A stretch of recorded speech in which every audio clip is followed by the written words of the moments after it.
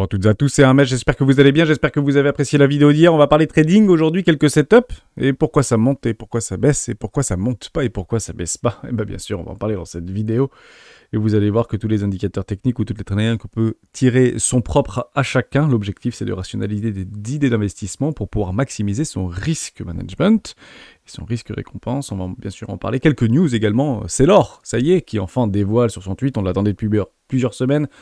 Généralement, quand Seller achète, il nous le dit, et notamment sur Twitter. Donc, qu'est-ce qui se passe dans la twittosphère? On va en parler également dans cette vidéo. Bonne nouvelle pour Binance, qui rouvre en Belgique.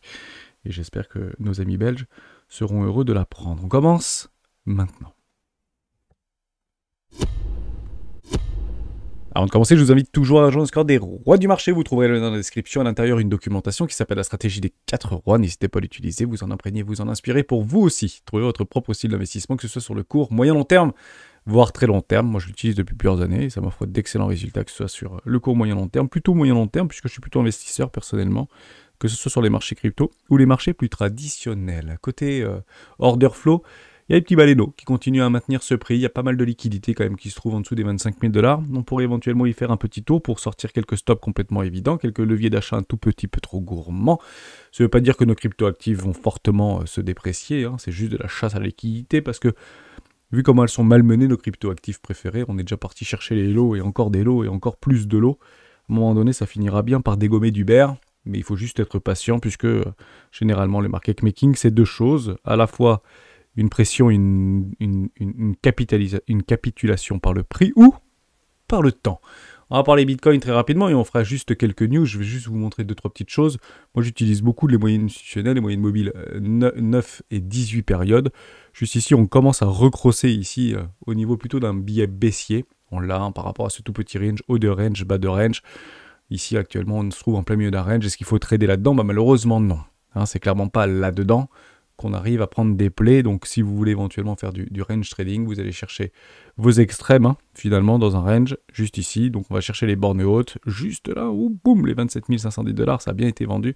Et on vient chercher un tout petit peu plus bas. Vous voyez bien que la mèche ici, lorsque ça vient dans nos 20%, les fameux 20-80 de la loi de Pareto, et ben c'est tout de suite racheté. Et on pense que ça va descendre de plus en plus bas et toujours plus bas et qu'on va se faire avoir sur les 22 000 $. Eh bien non. Et puis on repart, et puis voilà, dans un petit range, généralement, il nous faut des petites news catalysantes pour pouvoir résoudre ces ranges, que ce soit par le haut ou par le bas. Et actuellement, on est plutôt dans un bas de range d'un précédent mouvement, de tout le précédent mouvement, j'ai même envie de dire, par rapport au précédent top de marché sur le premier arrêt, qui semble se maintenir. Bon, on peut quand même un petit billet baissier qu'on pourrait éventuellement confirmer en cette fin de journée, sauf si on vient à le valider. Hein. Pour l'instant, c'est toujours, on essaie de relancer un tout petit flux acheteur ici. On pourrait partir du principe qu'on est plutôt sur une 2, une 3, pourquoi pas, 3 et 4, pour les 4 et 5, pardon, pour aller chercher potentiellement le haut du range, mais on voit que ça bloque sur cette trendline baissière. On voit que ça bloque sur cette trendline baissière. Dès lors, les vendeurs ici prendront plutôt des profits sur des trendlines baissières et les vendeurs vendront sur des trendlines haussières. Et les trendlines haussières, elles sont beaucoup plus hautes en réalité. Hein. Vous pouvez en tirer dans tous les sens. On vend des trendlines haussières et on short et on prend des profits sur des trendlines baissières. Je vous en montre une d'ailleurs, si vous voulez faire du très court terme. Vous avez une toute petite trendline ici haussière, hein, sur un tout petit mouvement. Bon, on ira plutôt chercher, vous voyez, des trendlines haussières. Et si vous tracez vos Fibos, très probablement qu'on ira chercher des zones de rechargement de vente logique moyen terme, très court terme, entre les 618 et les 786. Juste là, voilà, c'est incroyable, on vient exactement dans une petite zone. Et ici, ce serait plutôt un bon play sur les 29 500 $ pour venir short ce mouvement si vous voulez prendre ce play dans des flux, hein, mais bon, ça restera des ranges, tant qu'on n'a pas de news catalysante, ça ne bougera strictement pas. Donc on voit qu'ici, ça ne monte pas. Pourquoi? Parce qu'on a une trendline baissière qui fait office finalement de résistance, une résistance oblique, mais ça baisse pas non plus. Et pourquoi ça baisse pas? Parce qu'en fait, vous avez des trendlines baissières qui font office de support ici, et vous le voyez comme moi, 1 point, 2 points, 3 points, 4 points ici sur cette toute petite mèche. On vient de breakout, donc on essaie de relancer des flux haussiers, puis généralement les deux peuvent se positionner sur des trendlines baissières. Donc on peut faire une 2 entre les 0,50 et les 0,618. Je pense qu'on n'y est pas très loin, pour être tout à fait honnête avec vous. Je vais modifier mon Fibo, je ne l'ai pas fait juste avant, mais on peut le regarder. Voilà, hein, une 2 se positionne généralement entre les 0,50 et les 0,618. Une 2, 3, 4 et 5 pour aller faire une grande A, B et C potentiellement pour aller nous chercher un tout petit peu plus bas, mais il faut de l'incitation à l'achat. Je reste haussier sur ce marché à moyen long terme, mais il n'est pas complètement impossible qu'on vienne chercher cette petite box bleue ici, hein, entre les 23 500$ et les 21 500$. J'agirai sur ces déséquilibres de marché pour aller chercher les trailline baissières de tout le précédent flux, juste là, donc 2 flux baissiers. Je ne sais pas si ce flux baissier est arrêté. S'il devait être arrêté, généralement, c'est qu'on relance et on casse et on fait des breakouts de range par le haut, et à ce moment-là, on constate qu'on démarre un nouveau flux acheteur. C'est comme ça qu'on le fait, hein. C'est pas comme on est sur les plus bas qu'on sait que ça va être relancé. Non, on ne fait que les constater, et on essaye de maximiser notre risque-récompense. Hein. C'est la seule chose à faire, c'est typiquement ça. Donc j'ai un bon petit play dans cette petite box bleue, ici sur cette trendline baissière, et les acheteurs achèteront sur des trendlines baissières. Les vendeurs vendront sur les trendlines haussières. Ça, c'est super important. Je vous en montre une belle de trendline haussière. Allez, juste ici, vous allez prendre vos plus bas, vous allez chercher vos plus hauts juste là. Là, on va chercher tous les points de confluence. Voilà, 1 point, 2 points, 3 points, 4 points, 5 points, 6 points.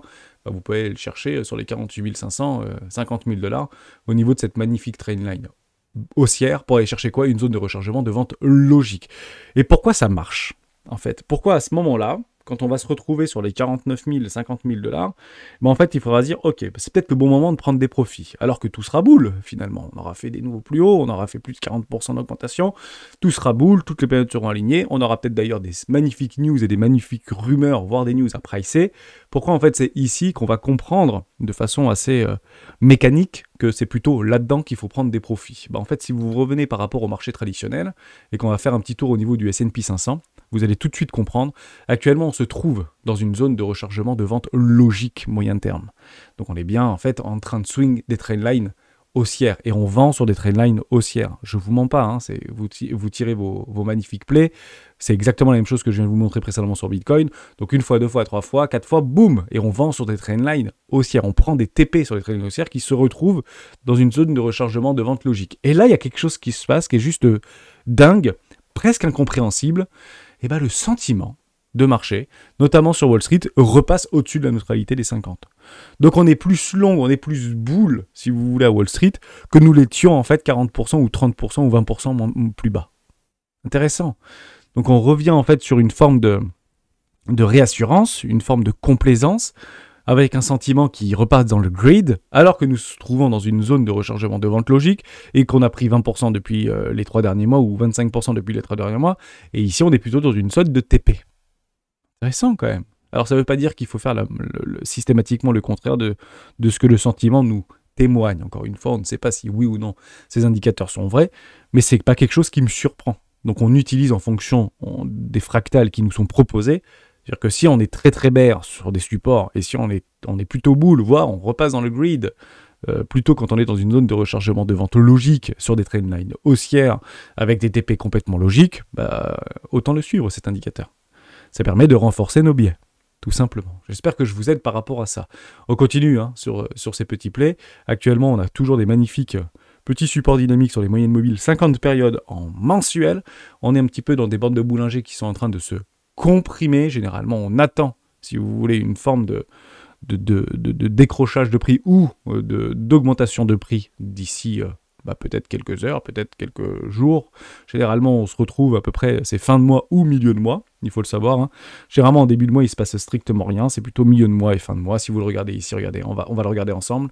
Ici, on est le 16 août, boum, décrochage. Ici, on est le 20 juin, boum, augmentation. Ici, on est le 13, 14, 15 mars, boum, grosse augmentation. Ici, on est plutôt le 13 janvier, vous voyez, c'est plutôt milieu de mois ou fin de mois que généralement, on a des petits plays. Ici, voilà, le 16, bam, on va chercher en fait des nouveaux highs. Ici, on est plutôt le 9, 10, vous voyez, voilà, vous avez compris un petit peu, c'est plutôt au milieu de mois qu'il faut plutôt se positionner. Actuellement, on est plutôt en fin de mois, donc on peut continuer comme ça de façon assez mécanique jusqu'à mi-octobre. Et mi-octobre, qu'est-ce que c'est? C'est juste formidable. C'est une nouvelle décision par rapport à la SEC, par rapport aux ETF. 45 jours, donc ils ont jusqu'au 16 octobre, 15-16 octobre, pour pouvoir se décider. Et je pense, personnellement, on l'a vu déjà il y a plusieurs jours, que plus on va se rapprocher personnellement du mois d'octobre, et plus ça va commencer à repasser dans le grid, si vous voulez, par rapport à cette échéance, avec des news qui vont arriver pour dire Goldman Sachs estime à 80% que les ETF Bitcoin soient validés avant la fin de l'année, donc vous avez compris un petit peu la petite musique, la petite histoire, il est probable en fait qu'on se retrouve sur le haut du range. Voilà. On va pas nous laisser acheter ici, si finalement à quelques heures ou à quelques jours de l'échéance, qu'elle soit plutôt bonne ou plutôt mauvaise, mais l'objectif, si on veut piéger bien évidemment des acheteurs, faire un petit bull trap, bah, c'est qu'en fait on essaye sur les médias traditionnels ou spécialisés de nous mettre plutôt du mauvais côté du mouvement, et puis à ce moment-là, non, c'est refusé, on repart sur 45 jours et on se donne rendez-vous en janvier, à ce moment-là on va chercher la liquidité, on peut faire une réintégration, tout simplement. Voilà, c'est à peu près comme ça que le marché fonctionne, mais ne nous laissera pas acheter en fait sur des bottoms si on est à la veille, si vous voulez, d'une news catalysante. Ça n'existe pas. En fait, on ne valide pas des informations catalysantes sur des supports. Généralement, on le fait sous des résistances. Et actuellement, on n'est pas sous résistance, on est plutôt sur des supports, et notamment sur ce premier arrêt des fameux 25 000 $, cette magnifique ligne jaune. C'est pour ça que je pense, personnellement, qu'on est magnifiquement bien installé dans un range. Or, effet extérieur que je ne connais pas pour aller casser des supports, mais bon, on peut se le dire tous les jours. Tant qu'il n'y a pas, ça ne bougera pas, je vous le dis en toute franchise. Donc on n'ira pas chercher beaucoup plus bas s'il n'y a pas de réelle news catalysante par rapport à ce secteur-là. Et d'ailleurs, en parlant de news catalysante, on a plutôt des bonnes nouvelles qui continuent à s'empiler dans une forme de monotonie, presque de morosité. Une forme d'espoir qui n'est pas forcément à cataloguer. C'est important quand même d'avoir une forme de complaisance et une forme de réassurance par rapport à nos niveaux de prix. Et puis pour moi, je pense qu'on ira chercher très probablement ce petit range dans les prochains jours, en tout cas dans les 15 prochains jours. Et puis à ce moment-là, on prendra une décision. La décision, c'est quoi ? Les range traders, ils vendent généralement les hauts de range. Et les traders de breakout, ils attendent l'émotion, la confirmation, l'acceptation. Et on prendra l'accélération. On mettra un stop extrêmement serré sur une réintégration de range. Pourquoi ? Parce que les bulls, ils veulent voir quoi quand on fait des breakouts ? Une accélération. Les bears, ils veulent voir quoi quand on fait des breakouts ? Une réintégration. Donc une réintégration permettra d'aller liquider et de proposer un bull trap. Et à ce moment-là, on l'aura ce bull trap. Wake off, c'est un UTAD. Les héliotistes, non, c'est une grande extension sur les 113, sur les 123. Objectif, aller plus bas. Ok, chacun jouera ses plays. Range trader, prenez vos profits et sortez du marché, vous attendrez le prochain range, c'est 80% du temps, c'est juste formidable. Et pour les traders de breakout, prenez vos TP. Lorsqu'on ira chercher les 36 000 $ sur des ratios généralement de 1 pour 1. Voilà, tout simplement, il faudra tout simplement le savoir, mais on sera bien sûr là pour en discuter. On fait juste quelques news, il se passe strictement rien, côté order flow, je vois strictement rien, il n'y a pas réellement d'engouement sur ces contrats futurs, sur ces marchés, donc si les open interest sont un petit peu à plat, c'est soit que l'intérêt se trouve plus haut ou que l'intérêt se trouve plus bas. Ça finira pas se décaler. Un marché ne fait pas que latéraliser, même si pas mal de nos cryptoactifs préférés le font. C'est pas une fin en soi, si vous voulez. Ça finira par se décrocher de plus ou moins de 10%, voire de plus ou moins 100% dans les prochains mois ou prochaines années, bien évidemment. Quelques catalyseurs, encore une fois, donc jeudi, vendredi, on le redit, PIB trimestriel T2 et le PCE Core. Est-ce que ça va faire éventuellement des décalages de prix ? Non, je pense qu'on restera clairement dans le consensus. Donc on n'ira pas voir trop loin, éventuellement d'aller titiller les supports, voire d'aller travailler les résistances. Mais hormis ça, surtout côté Bitcoin, il ne se passera probablement strictement rien. Ça, c'est une super news. Breaking! BlackRock est désormais un actionnaire majeur de 4 plus grandes sociétés minières Bitcoin au monde. Il possède 6,7% de Marathon Digital et 6,5% de Riot. Je commence mon DA sur Mara. Tu as bien raison, 7, il n'y a aucun problème avec ça. Considérez Mara comme une position à effet de levier sans frais, c'est exactement la même chose. Notamment sur MicroStrategy. Il faut comprendre que beaucoup de grosses sociétés d'investissement, puisque en fait MicroStrategy, par le biais de Saylor, Michel Saylor, est longue, il est clairement long, acheter des actions MicroStrategy, c'est plus vraiment par rapport à la narrative de la boîte d'il y a une dizaine d'années, c'est vraiment pour long le Bitcoin en réalité. Et de façon complètement légale, si vous voulez. C'est pour ça qu'on peut même voir par rapport à Bitcoin de façon intrinsèque au comptant, sous-performer, si vous voulez, MicroStrategy, puisque MicroStrategy est longue. Ça veut dire qu'il a des rendements beaucoup plus importants. Alors, ce n'est pas des longues à x10, x100. Je ne dis pas du tout ça. Je dis juste qu'ils sont en margin, bien évidemment, et potentiellement sur des contrats futurs. Donc, continuons comme ça, et j'espère qu'il ne sera pas liquidé proche des 7 000 ou des 8 000 $, puisque rien n'est impossible dans l'univers. Ce sera considéré donc pour la plupart d'entre nous comme des opportunités. Cher Binancien, c'est David Princé qui nous le proposait. Nous sommes ravis de vous annoncer qu'à partir d'aujourd'hui, nos amis belges sont à nouveau les bienvenus sur la plateforme et les nouveaux utilisateurs peuvent s'inscrire sur Binance. C'est une formidable nouvelle. Il s'était quand même fait jeter littéralement Binance à coup de pied aux fesses de façon immédiate. C'était il y a quelques mois en arrière. Bon, apparemment, ils ont dû enfin envoyer les papiers, les avocats. et c'est bien passé. Donc je suis très content de l'observer. Ça permet peut-être un tout petit peu de calmer les FUD. Les FUD, vous les avez toujours en fait en amont sur la technique. Rappelez-vous quand il y a eu les premiers FUD sur le FTT, sur FTX, en fait ça a décroché, on a cassé, les FUD se sont amplifiés et on a accéléré. C'est toujours émotion, confirmation et accélération. Oui, ça prend plus ou moins de temps, si vous voulez, mais on a eu plusieurs jours, en tout cas de très nombreuses heures sur FTT, pour pouvoir se positionner pour celles qui voulaient le jouer, notamment à la vente. Beaucoup l'ont acheté. Attention, mais à la vente. C'est exactement la même chose sur BNB. Tant qu'on ne casse pas en fait les supports, en fait, il n'y a rien à dire, il n'y a rien à faire. Nous sommes dans un range et l'objectif, qu'est-ce que c'est? C'est d'aller chercher le haut du range, où ça, généralement, proche d'un premier arrêt. Et si on vient chercher, en fait, par rapport à tout le précédent mouvement, en fait, ceci, on va chercher, en fait, des tops et des bottoms, premier arrêt. Ici, on retourne, on fait une espèce de contraction, de compression dans un triangle de compression, généralement plutôt à la hausse, enfin, fake out et résultat à la hausse, si on parle pure technique. Après, on va rechercher une zone de rechargement d'achat, donc je vais le mettre en plus petit juste ici, entre les 618 et 686, bingo. Et ensuite, on va donc chercher une zone de rechargement de vente. Je les superpose, mais vous avez compris l'idée. Juste là, c'est incroyable, entre les 686 et les 786. Zone de rechargement de vente. Et puis là, on se retrouve bas de range, en attente de breakout, pas mal de FUD qui permet en fait d'intensifier en fait le momentum, si vous voulez. Mais je reste, tant que j'ai pas de catalysant, pour moi, c'est plutôt un bon play d'acheter dans une zone de rechargement d'achat très long terme au niveau de BNB. Donc je comprends que plus beaucoup aient envie d'en acheter. C'est vrai que ça a bien performé, mais c'est pas complètement délirant d'acheter dans une zone de rechargement d'achat. Les plus patients, malheureusement, attendront potentiellement des petits retournements ici, mais ça va vite quitter au-dessus des 268 $. On est hors d'une zone de rechargement d'achat long terme. C'est exactement la même chose des 28 000 dollars au niveau de Bitcoin. Donc ça nous fait un petit peu titiller. À chaque fois qu'on est au-dessus des 30, c'est YOLO, et à chaque fois qu'on est en dessous des 27, c'est compliqué.